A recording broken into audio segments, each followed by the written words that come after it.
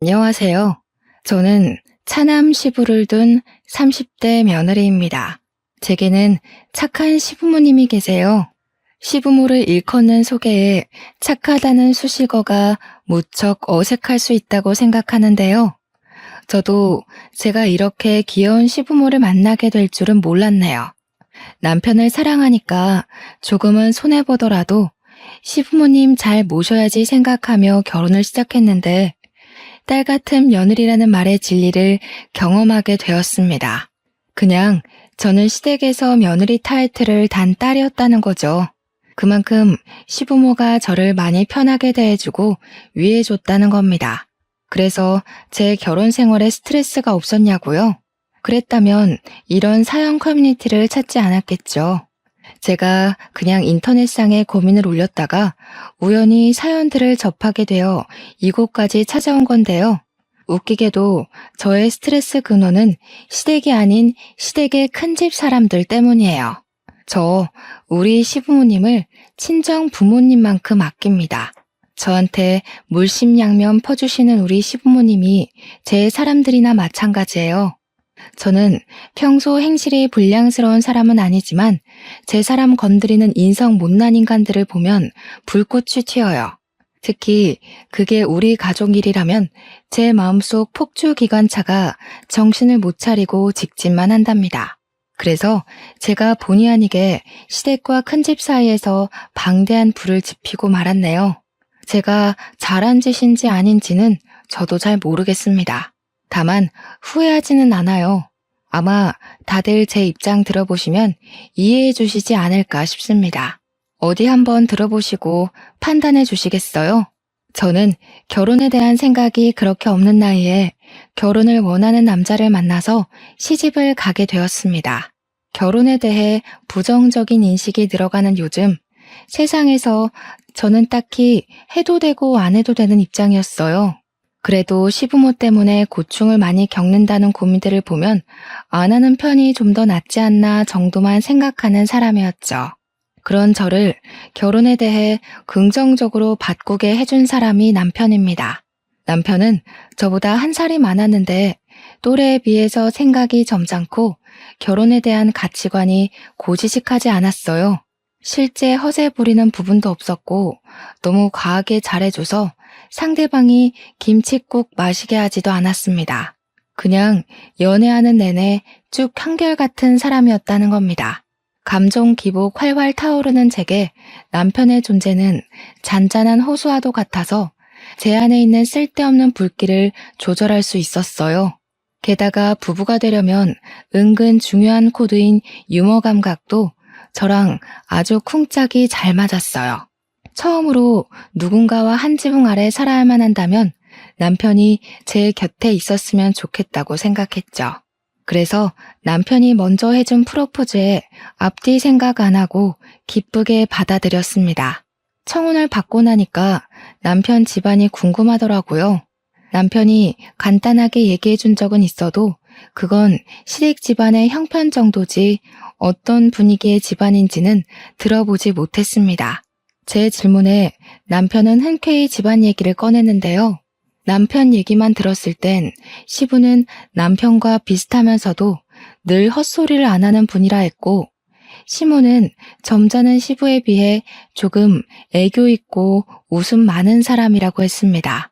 그 말만 들었는데 왜 시부모에게서 저와 남편의 향기가 나는지 모르겠더라고요. 어딘가 모르게 비슷한 결이라고 생각이 되어서 그런가 시부모에 대한 긴장은 크게 하지 않았습니다. 역시나 시부모는 인품이 훌륭하신 분들이었어요. 우선 저를 많이 사랑해줬고 딸이 없는 집이라서 그런지 마치 딸이 생긴 것 같다고 특히 시모가 제게 많이 관심을 줬습니다. 시부모 반응이 이런데 친정에서는 얼마나 고마웠겠어요. 저희 친정 부모님이 저 결혼하고 제가 합가한다는 소식에 한우 세트를 2세트나 보내셨습니다. 그런 시부모님은 또 며느리 잘 뒀다고 저를 더 좋아해 주셨죠.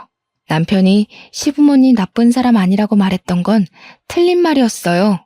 나쁜 사람 아닌 게 아니라 그냥 세상 착하고 순하고 바른 분들이셨습니다.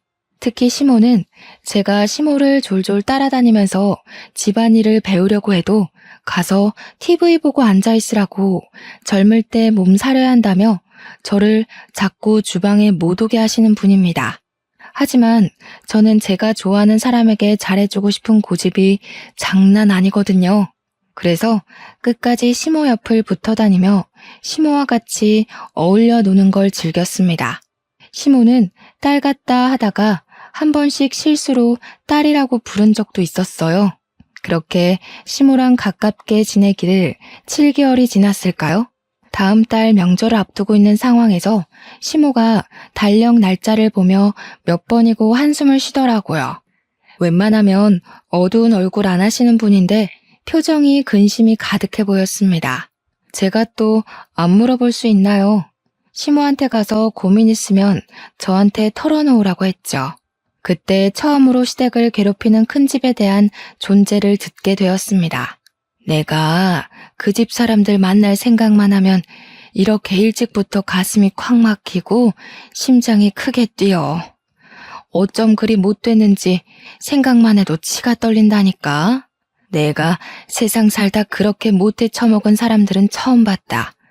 아이고, 또 내가 쉰소리를 해버렸네. 너한테 이럴 게 아닌데 참. 괜찮아요, 어머님. 저는 하늘이 두 쪽 나도 어머님 편이에요. 큰집 식구들이 그렇게 된데미가 없어요? 아버님한테 말씀해 보시지. 어머, 큰일 날 소리. 네 시애비는 그 집에 아주 충성을 한다, 충성을. 그러니 내가 혼자서 이리 소가리만 하고 있지. 아주 장남이 뭐라고 그저 큰형, 형수. 그 집 사람들 말이면 자다가도 벌떡 일어나는 게 네 시아버지야. 내가 어디다 하소연도 못하고 수십 년을 이렇게 살았다. 다른 집도 그랬는지 모르겠는데요. 시모 말로는 저희 시부가 어릴 적 가부장 제도가 좀 심한 곳에서 자란 사람이라고 했습니다. 시부가 어렸을 적인 그 당시는 가부장 제도가 남아 선호 사상이 심했다고는 알고 있었어요. 그런데 시모가 말해주는 시부 집안은 심해도 너무 심하더라고요. 시모가 몰래 해주는 얘기를 듣는데 제가 다 분해서 얼굴이 찌푸려졌습니다. 저희 시부는 집안에서 차남 입장이었어요. 총 5명의 형제 중 둘째하고 했습니다. 공교롭게도 셋째부터는 명이 짧아서 시부가 20살 되기 전에 다 돌아가셨고 장남과 차남 둘만 남은 상황에서 둘의 차별은 더욱 극명하게 드러났다고 합니다. 제 눈에는 정숙하게만 했던 시부의 숨겨진 처지를 시모한테 듣고 알게 되었는데 시대를 그렇게 타고나지만 않았어도 우리 지혜로우신 시부가 그런 분한 취급은 당하지 않았을 겁니다. 들어보니 시부는 시 조부모 집에서 홀대당하는 것에 익숙한 사람이었어요. 시부는 단 한순간도 따뜻한 대접 없이 자란 차남이었는데 일단 밥 먹는 것부터 편애가 바로 드러났더라고요. 시조부랑 장남은 큰 상에다 늘 따뜻한 밥과 빛깔 좋은 반찬들이 차려졌는데 시조모랑 시부 그리고 그의 잡다한 입들은 남은 반찬을 먹거나 따뜻한 밥도 남는 걸로 겨우 얻어먹을 수 있었답니다. 그런데도 시부는 찬밥 좋아한다며 찬밥을 즐겨 먹곤 했다는데 그게 습관이 된 건지 가끔은 독립을 하고 나서도 찬밥을 찾는다고 해요. 여러분은 고깃국인데 고기 없이 풀떼기만 있는 국을 받으면 기분이 어떻겠습니까? 게다가 가족한테 말이에요. 저는 바로 따져 들었을 거예요. 하지만 시부에게 고기 없는 것 정도는 서러운 축에도 안 낀다고 하더군요. 그런데 장남한테는 시조부 시조모가 등골 빠지도록 번 돈으로 유학도 보내주고 교수도 만들어줬더라고요. 그리고 장남이 결혼할 때쯤엔 시조부가 돌아가셨는데 시조부가 남긴 유산으로 신혼집이랑 혼수 가구, 예단비를 잔뜩 해줬다고 합니다. 웃긴 건 시조부 유산이 원래 우리 시부한테도 주라고 돼 있었대요. 그런데 시조모가 마음대로 결정해서 장남한테 다 준 거라고 하더군요. 그런데도 장남인 큰아버님은 자기 권위가 더 중요한 사람이라 시조부 돌아가시고 홀로 남은 시조모를 못 모시겠다며 외면했다네요. 외면을 한 절대적인 이유는 큰아버님 와이프가 고부 갈등 겪기 싫다고 반대하는 바람에 나 몰라라 한 거랍니다. 우리 착한 시부는 요양원 가겠다는 시조모를 결국 내버려두지 못해 본인이 모셨고, 시무랑 같이 한 10년 정도 한 집에 살다가 시조모가 돌아가셨다고 했어요. 큰아버님 만행은 이게 끝이 아닙니다. 시조모가 돌아가시고 나서도 장례 절차를 담당한 건 장남이 아니라 차남인 시부였어요. 큰아버님은 당시 자기 식구들을 데리고 외국에 살고 있어서 못 오는 상황이었다고 해요. 제가 볼 땐 여기까지만 들어도 큰아버님의 장남 자격은 충분히 박탈되었다고 보는데, 아무도 장남이 저렇게 막 나오는 걸 뭐라 하질 않으니 저렇게 컸겠죠. 특히나 시조부모가 너무 장남을 아꼈던지라 장남이 이기적으로 나오는 것에 대해선 별로 개의치 않았나 봐요. 그러니까 그저 장남이기 때문에 뭐든 용납이 되었던 거죠. 그래서 시조모 유산도 역시나 큰아버님 앞으로만 되어 있었대요. 시조부모님은 죽는 그날까지 장남 이름만 부르다가 돌아가셨다고 합니다. 정작 뒤치다꺼리 다 해준 사람은 차남이었는데 말이에요. 착한 시모는 그때 처음으로 사람 묘자리 앞에다가 침을 뱉었다고 했습니다. 생고생하면서 한 지붕 아래서 죽어라 모신 건 시부모인데, 유산은 장례식 때 코빼기도 안 비친 큰아버님 댁으로 가버렸으니 서운하고 분해서 그랬겠죠. 마땅한 행동이라고 생각합니다. 저 같아도 화났을 거고 아예 묘자리도 안 찾아갔을 거예요. 아니, 어떻게 직장에서 받아도 서러운 차별을 가족이 가족한테 그럴 수가 있는 겁니까? 대체 장남이 뭐라고요? 우리 시부도 시조부모 피를 받은 똑같은 아들 입장 아닌가요? 시모 얘기만 들어도 화딱지 나는 상황에서 저는 한 번도 보지도 못한 시조부모가 얄밉기까지 했습니다. 제사도 원래 큰 집에서 하는 거라고 들었는데 장남은 한 번도 시조부모 제사를 챙긴 적도 없고 찾아온 적도 없다네요. 우리 시댁에서 시조부모 제사를 담당하고 있었어요. 그 얘기를 들은 후로 저는 시조부모 제사를 챙기고 싶지가 않았습니다. 그래도 시부모가 챙기는 제사니까 따르긴 했는데요. 대신 절을 하면서도 제사상을 차리면서도 저는 속으로 시조부모를 엄청 원망하고 흉봤어요. 제가 시모한테 억울했겠다고 어떻게 그 고생을 다 참고 살았냐고 위로의 말을 조심스레 건넸는데 시모는 그냥 살다 보니 사라지더라네요. 그 시대는 대부분 그랬다고 자기뿐만 아니라 다른 며느리들도 대개 같은 소가리를 했을 거라면서 씁쓸하게 웃을 뿐이었어요. 이건 시대적 배경이라 어쩔 수 없이 이해를 해야 된다고 하는데 저는 이해하고 말고보다는 일단 그런 차별 대우 자체에 화가 났어요. 주원자식도 아니고 어떻게 친자식한테 그럴 수가 있는지 모르겠습니다.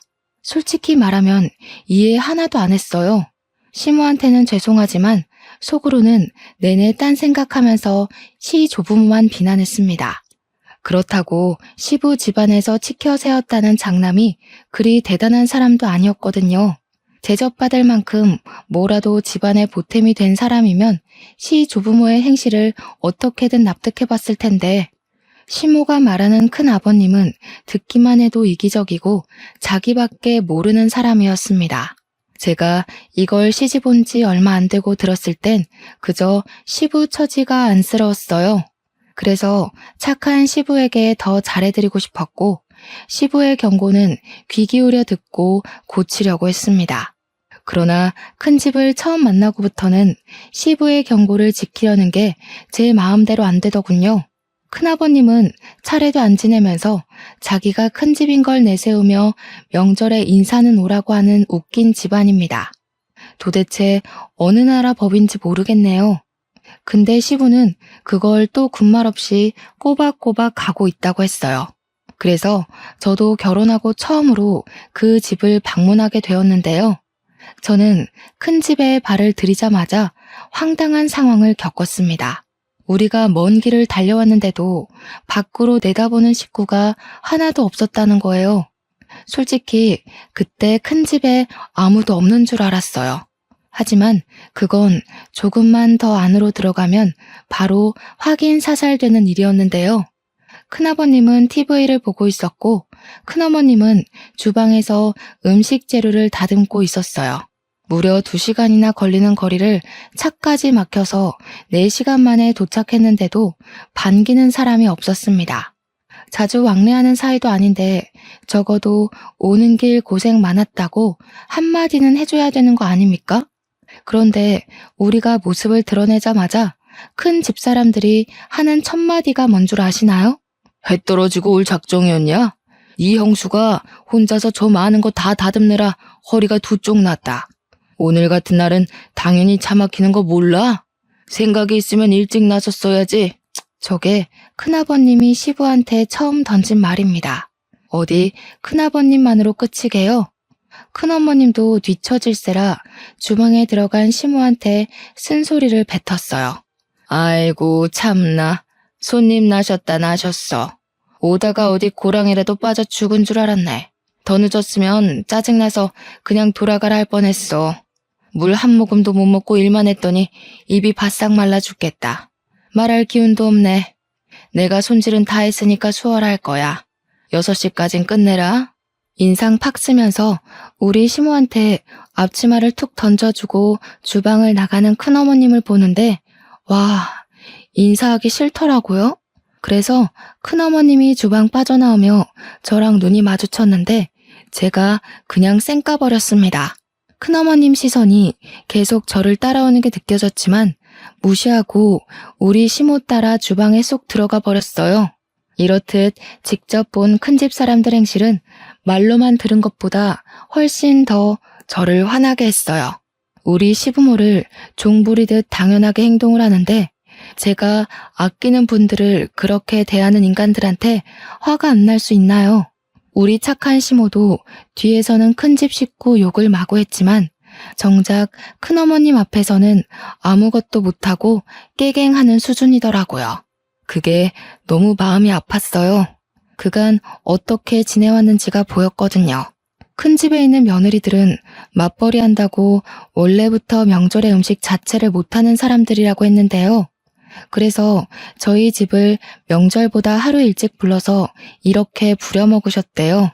무슨 이유건 간에 이건 좀 아니지 않나 싶어 남편한테 물으면 남편도 좀 보기 불편하긴 한데 너무 어릴 때부터 이렇게 해왔던 거라 자기가 어떻게 할 수가 없었대요. 한 번은 사춘기 때 큰아버님께 대들어봤는데 되레 시부모한테 혼이 났다고 합니다. 우리 시부모가 얼마나 마음 좋은 사람들인데 남의 손에 굴려지는 걸 보니 눈앞에서 보니까 제 속이 부글부글 열오르기 시작했어요. 분명 시부모도 말만 안 하고 있을 뿐 참고 있을 거라고 생각합니다. 하지만 남편도 어쩌지 못하는 걸 제가 뭐라고 감히 시가 친척에 간섭을 할 수 있겠습니까? 그래도 초면인 큰집 어른들한테 네네 하며 굽신거리고 싶지는 않았어요. 그래서 시모더러 남 시키지 말고 혼자 일해야 된다는 큰어머님의 말을 못 들은 척하고서 저는 시모 하는 걸 빼져들었어요. 시모를 적극 도우는 방향으로 제 분을 풀려고 노력했습니다. 시모가 작은 목소리로 괜찮다고 저기 거실에 가서 그릇만 좀 닦아달라고 하더라고요. 명절일에서 그나마 그릇 닦는 게 가장 쉽고 별로 힘 안 가는 일이라는 거 명절 챙겨본 사람은 다 알 겁니다. 시모는 최대한 자기가 힘들고 어려운 걸 자처하겠다는 뜻으로 저를 보내려고 했어요. 그러나 그럴수록 저는 더 고집 부려서 시모 몫을 빼앗았습니다. 제가 그래도 요리에 솜씨가 좀 있는 사람이라서 누구한테 물어볼 필요도 없거든요. 그래서 제가 오히려 시모를 쉬운 쪽으로 보내려고 했어요. 저랑 시모가 그렇게 꽁냥대면서 같이 일을 하고 있으니까 큰어머님이 슬쩍 오는 기척이 느껴지더라고요. 우리 주위를 얼쩡거리면서 우리 하는 얘기를 엿들으려고 기웃댔어요. 그러다 저희의 화기애애한 모습이 못마땅했는지 갑자기 시모한테 양파 깠냐고 마늘 빻고 고사리나 빨리빨리 볶으라며 성질을 부리더군요. 그러니 시모가 저랑 떠들다 말고 후다닥 다른 일을 하러 갔습니다. 시모가 떠나고 큰 어머님만 제 반경에 남아 있었는데 저는 끝까지 큰 어머님 안 돌아보면서 바로 표정 굳혔어요. 그냥 제 할 일만 했죠. 그러니까 큰어머님이 제가 마치 자기 며느리라도 되는 것 마냥 저한테 이래라 저래라 시키려고 하더라고요. 처음엔 무시했습니다. 그랬더니 이봐요, 이봐 하면서 나중에는 저를 툭툭 치는 거 아니겠습니까? 말본새부터 초면에 쉽게 터치하는 것까지 딱 봐도 불량스럽기 그지없는 할망구였어요. 내 말이 안 들리나? 그거 지금 할 필요 없다고. 저기 가서 전 부칠 펜 좀 달거라. 주방일 안 해봤니? 일머리가 있는 편은 아닌가 보구나. 애가 빠릿빠릿하지 못하네. 죄송해요. 저는 저희 어머님 며느리라서요. 다른 사람 말은 귓등으로만 들어요. 큰어머님이야말로 할 일도 없이 돌아다니지만 마시고 손 좀 보태세요. 그럼 더 빨리 끝나지 않겠어요? 저도 일머리 없다지만 큰어머님도 그렇게 썩... 저는 싱긋 눈웃음 치면서 차분한 톤으로 고개만 까딱 인사했습니다. 그리곤 또 큰어머님 말을 무시하며 제 할 일만 했어요. 그런데 저 때문에 시모도 놀라고 큰어머님도 충격 먹어서 순간 정적이 흐른 거 있죠. 그러거나 말거나 저는 하고 있던 시금치 나무를 조금 떼서 시모한테 조르륵 달려갔고 눈치 없는 사람처럼 간 좀 봐달라고 애교만 부렸습니다. 우리 귀여운 시모 당황해서 얼떨결에 간을 봐주더라고요. 그러면서 큰어머님 눈치는 계속 봤고요. 좀 싱겁죠? 아, 어머님 솜씨 따라가려면 더 배워야겠어요. 어머님은 어쩜 그렇게 요리를 잘하세요? 제가 진짜 100점짜리 시어머니를 뒀네요. 큰어머님은 우리 모습이 기가 찼는지 그 뒤로 주방을 박차고 나가서 들어오질 않았습니다.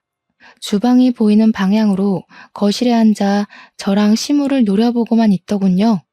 저는 제멋대로 행동한 거라 시무가 한 소리 할 줄 알았는데 다행히 시무는 아무 언급도 안 하셨어요. 그냥 저한테 더 살갑게만 대할 뿐이었습니다. 그리고 제가 남편에게 부탁해 거실에 놓인 그릇 좀 닦아달라 했어요. 며느리 부탁이면 하늘의 별도 따줄 것처럼 귀한 대우 주는 시부까지 제 말에 그릇 닦는 걸 도왔습니다. 그런데 큰어머님 산을 넘었더니 이번에는 주야장천 TV만 보던 큰아버님이 문제였어요. 그새를 못 참고 시부한테 나불거리는 거 아니겠습니까? 야야 형기야. 물기 있는 걸로 닦았으면 마른 수건으로도 닦아야지. 거참 몇십 년째 명절을 챙기는데 아직도 초짜 짓을 하냐.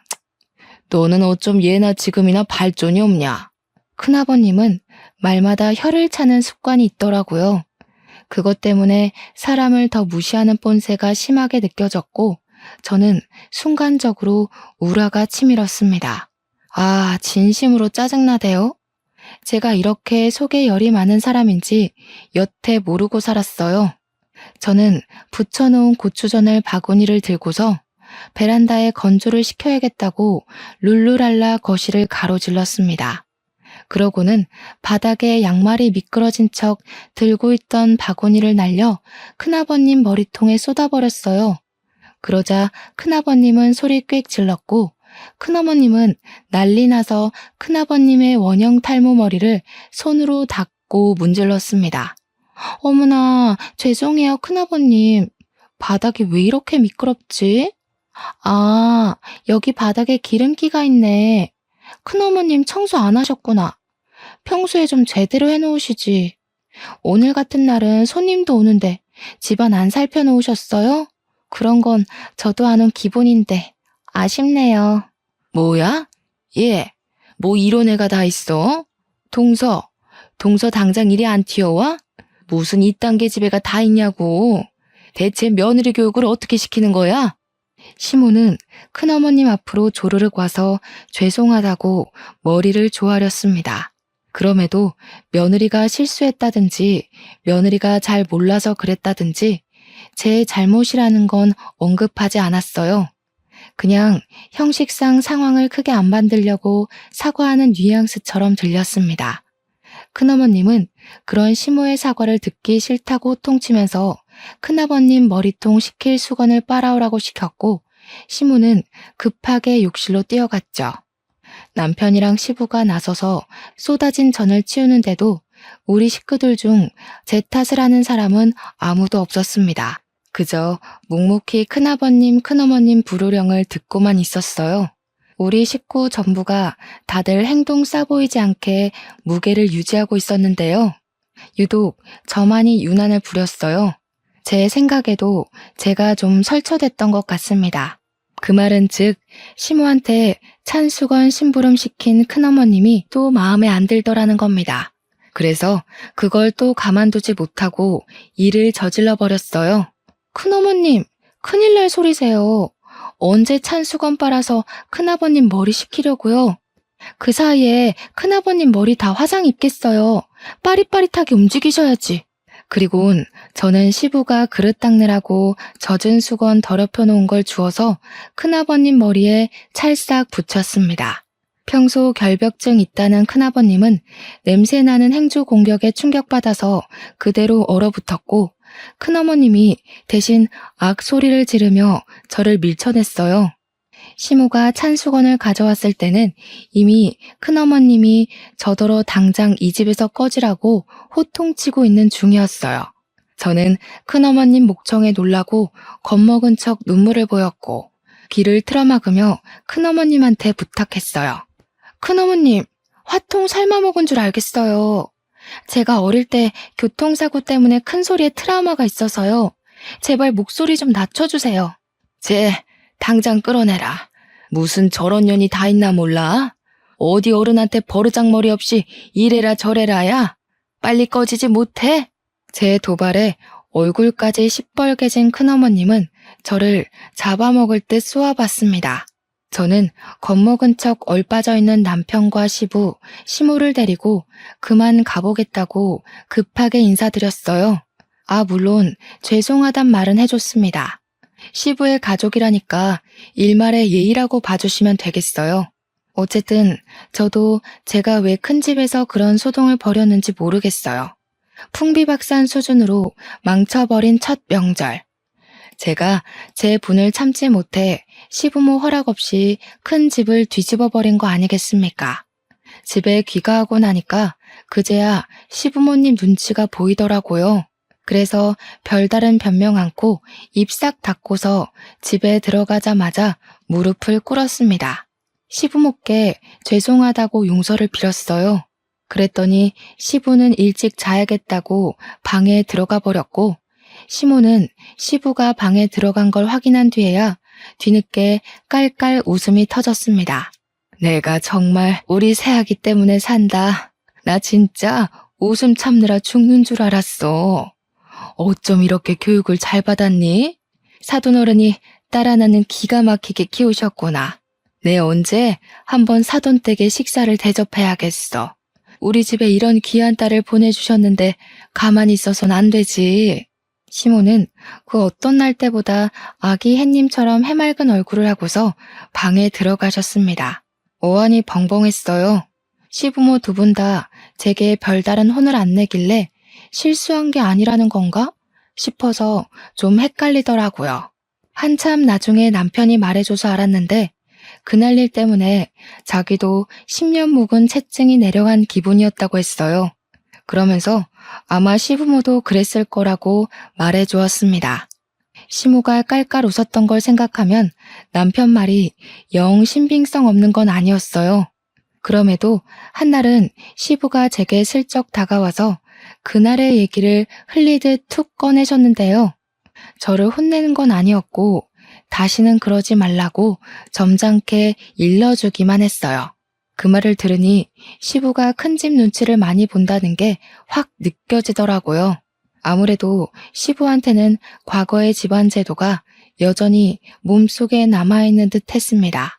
큰 집이 너무너무 얄밉지만 장남이기 때문에 차남 입장에서 예의는 갖춰야 한다는 뭐 그런 심리 같았어요. 그런 시부가 여전히 안쓰러워서 저는 최대한 시부를 생각하고 시부만 위하자 그렇게 다짐을 했는데요. 도대체 왜 자꾸 큰 집 식구만 보면 제 안에 다른 자아가 튀어나오는지 모르겠습니다. 첫 명절에 거대한 대면식을 치른 후 제가 두 번째로 큰 집을 만나게 된 건 큰 집에서 직접 우리 시댁에 찾아왔을 때였어요. 큰 집에서 우리 시댁을 찾는 일은 거의 없다고 들었는데 어떻게 그런 날이 닥쳤네요. 그런데 시작도 하기 전 불만스러웠던 건 저희가 큰 집을 찾았을 때와 다르게 시부모님이 큰 집에서 도착한다는 시간보다 1시간이나 먼저 맞이할 준비를 하더라고요. 마치 집안에 또 다른 행사라도 생긴 것 마냥 집안 상태며 냉장고 상태며 화장실이며 신경 쓰는 게 한둘이 아니었습니다. 시모 말로는 큰 집이 참 말 많은 사람들이라서 그게 너무 지치고 피곤하니까 미리 차단하려고 그러는 거라네요. 그렇게 도착한 큰 집 사람들을 저희가 다 쪼르르 나가 환대를 해주었습니다.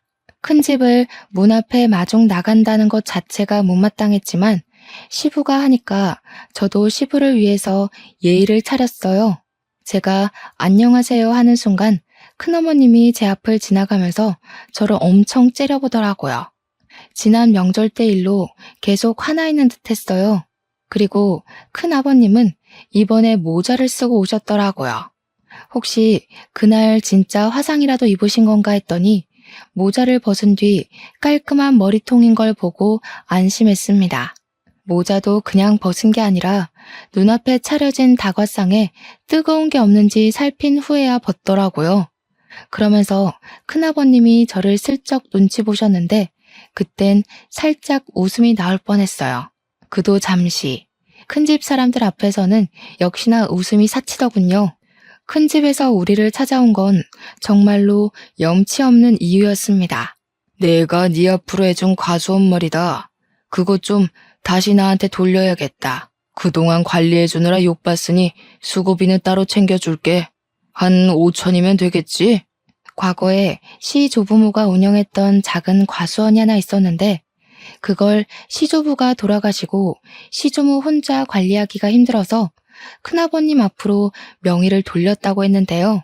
원래는 그게 큰아버님이 맡았어야 할 과수원이었다는 거예요. 그러나 큰아버님이 자기는 교수할 거라서 과수원 같은 거 들여다볼 여건 안 된다고 시부한테 던져주라고 했답니다. 그래서 시부는 과수원 일 때문에 하고 싶은 공부까지 포기하고 과수원만 정성껏 돌보며 살았대요. 과수원은 시모를 만나기 전부터 갖고 있던 거라 어쩌면 시부의 세월이 고스란히 묻은 고향과도 같은 것이었어요. 시부는 과수원도 시조부모가 남긴 유산이라면서 자기에게 남은 유일한 부모의 존재라고 보고 엄청 아끼는 보물이라 했습니다. 과수원이 가족 다음으로 소중한 재산이라고 말씀하시던 시부 마음에 감동받아 제가 똑똑하게 기억하고 있었어요. 그런데 그게 원래 큰아버님 거라는 건 그날 처음 들은 사실이었습니다. 이걸 팔겠다는 거야? 그건 안 돼. 아버지가 얼마나 아낀 건지 알잖아. 이렇게 확장까지 해서 규모도 꽤 커졌어. 갑자기 팔아넘기면 우리 과수원이랑 협력한 업체는 다 어떡하라고. 계약 위반이야 이거. 어지간히 효자인 척한다.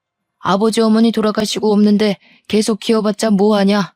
두 분 살아계실 때나 가꾸는 척 선심 써줬으면 된 거지. 계약 자랑은 말솜씨만 좋으면 다 타협할 수 있는 거고. 너도 과수원 때문에 네가 하고 싶은 일 못하면서 살았잖아. 이제라도 나한테 넘기고 넌 노후에 하고 싶은 거 하면서 지내. 시부는 늘 큰아버님 말에 오케이를 하던 사람이었습니다. 그러나 이번 제안만큼은 쉽게 고개를 끄덕이지 못하시더군요. 시부의 심기가 많이 불편한 것이 제 눈에도 다 보였습니다. 시부가 대놓고 티를 내셨거든요. 그러니 다른 식구들 눈에도 당연히 들어왔겠죠. 큰아버님도 시부가 바로 답을 안 주자 이것 봐라 싶었는지 헛웃음을 뱉었습니다. 어쭈? 설마 너 그 재산 탐내냐? 내가 너더러 땅덩어리 관리만 하라고 했지 주제넘게 재산 탐내라고 그랬어? 얘가 아주 요망스러운 생각을 하고 있었네. 내가 진작에 안 찾아왔으면 아주 꿀꺽했겠다. 그게 아니라 이걸 팔아버리면 돌아가신 아버지 어머니 볼 면목이 없어서 그러지. 내가 어디 재산 탐낸 적 있어? 나 부모님한테서 쌀 한 톨도 받은 적 없는 사람인 거 알잖아. 적당히 해라. 그런다고 죽은 부모님 돌아오는 거 아니다. 지금은 내가 부모야. 이미 죽은 사람은 더 이상 입에 올리지 말고 땅 문서나 좀 가져와봐. 집을 하나 매매하려는데 자금이 좀 부족해서. 형님, 말 좀 가리지. 부모님이 형님한테 어떻게 해줬는지 잊었어? 형님 지금 호의호식하고 사는 거 다 부모님 덕분 아니야? 다른 사람은 막 나가도 형님은 그러면 안 되지. 형님만큼은 죽을 때까지 부모님 기리고 기억하면서 감사하고 살아야 돼. 그런데 뭐? 죽은 사람? 이게 교수했다는 사람 입에서 나올 말이야? 이 자식이 약을 잘못 먹었나? 지금 대꾸하냐? 너 이 새끼 땅 넘기기 싫어서 괜히 질질 끌려는 거지? 원래 그거 내 땅 아니냐? 와, 웃기는 새끼네. 부모 앞에서 고상한 척 욕심 없는 척 하더니 결국 이거였어? 내가 아주 호랑이 새끼를 키웠구나. 어른들의 신경전은 한낱 젊은 사람들의 신경전과 차원이 달랐습니다.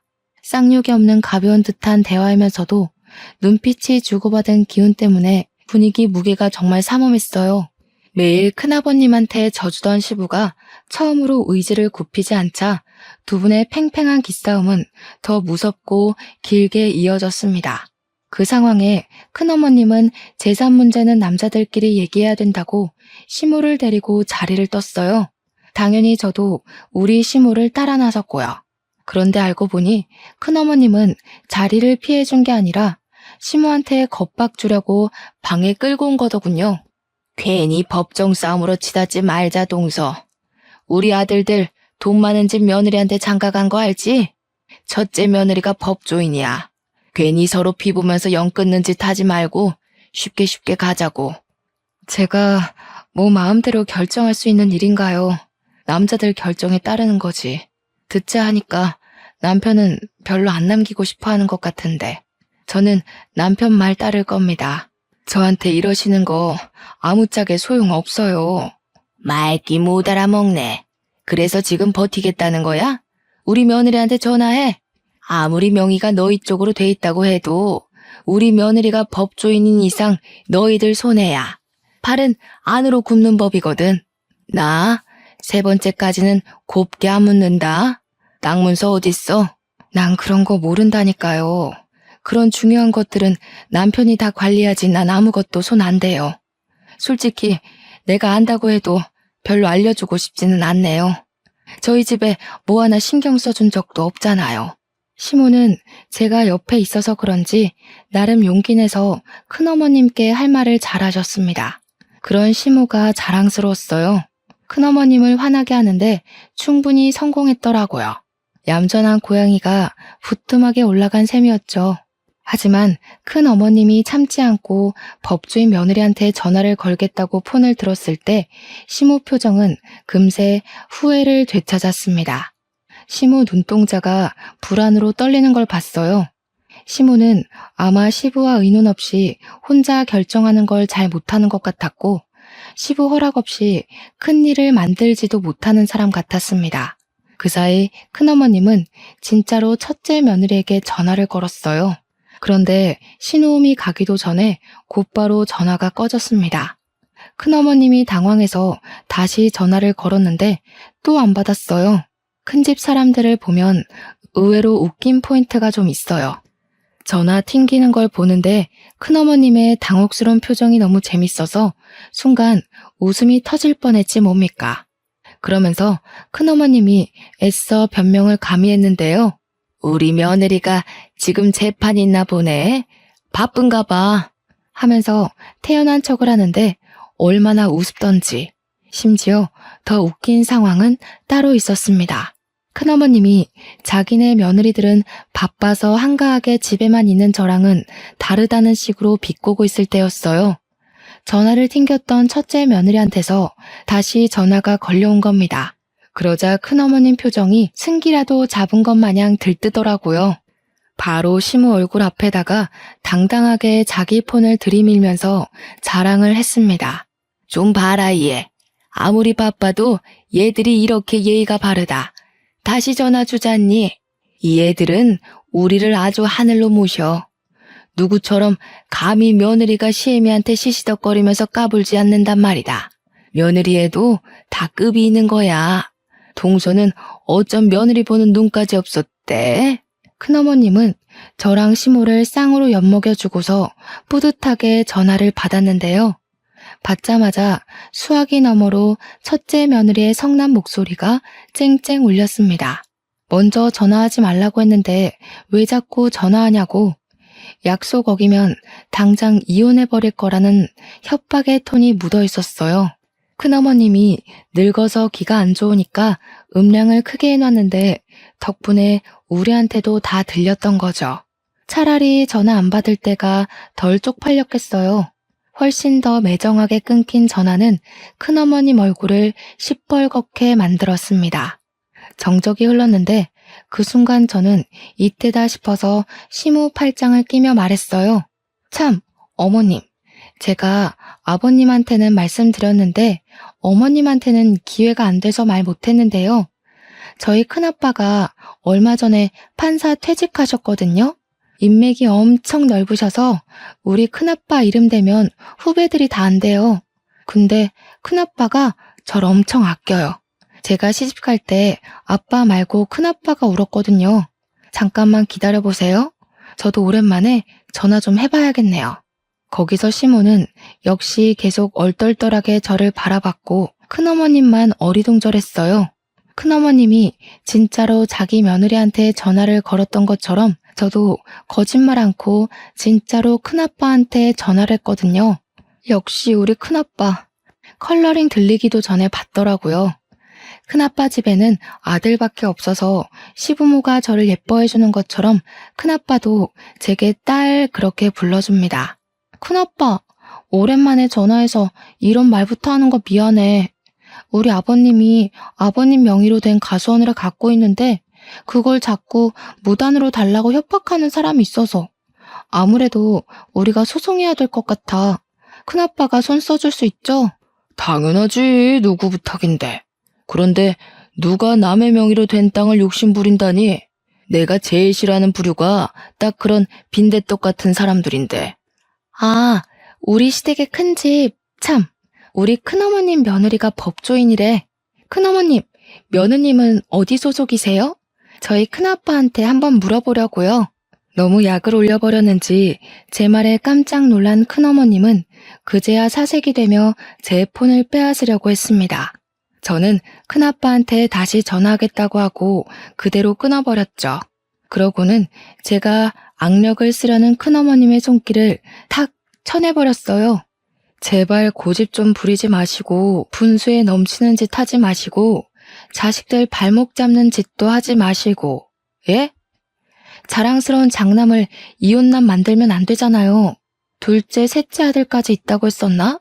자식들 평생 법적 문제에서 불이익 받게 해줘요? 너 이거 협박죄다. 어디서 어른한테 따박따박 말대답이야? 사람 사들여서 연기하는 거지? 내가 속을 줄 알고? 그건 끝까지 가보면 알겠죠. 궁금하면 사이좋게 법정 싸움 해보던가요. 그보다 며느리들이 하늘로 모신다고 했죠. 하늘은 무슨 시궁창 대접 안 받는 걸로 감사해야겠던데요. 괜히 일 버렸다가 자식들이랑 며느리한테 버림받지 마시고 지금이라도 정신 좀 차리세요. 이제는 우리 시모가 아니라 큰어머님이 누나를 불안하게 굴리셨어요. 그러면서도 대꾸는 못해서 바보같이 어버버거리기만 하더라고요. 이후 저희에게 그 어떤 잘난 체도 못하고서 쌩 방을 나가버렸습니다. 얼마나 당황했으면 나가다 문턱에 발가락을 찧었는데도 절뚝거리며 뛰쳐나가버릴까요? 시모를 모시고 그 뒤를 따라 나갔더니 거실에선 큰아버님이 시부 멱살을 잡고 있는 장면이 기다리고 있었어요. 시모가 깜짝 놀라서 시부한테 달려가려 했는데 그럴 필요가 없을 것 같아 제가 시모를 붙잡았습니다. 곧 큰어머님이 알아서 큰아버님과 시부를 갈라놓더니 큰아버님 옷을 챙기고 모자를 챙기고 난리가 났더라고요.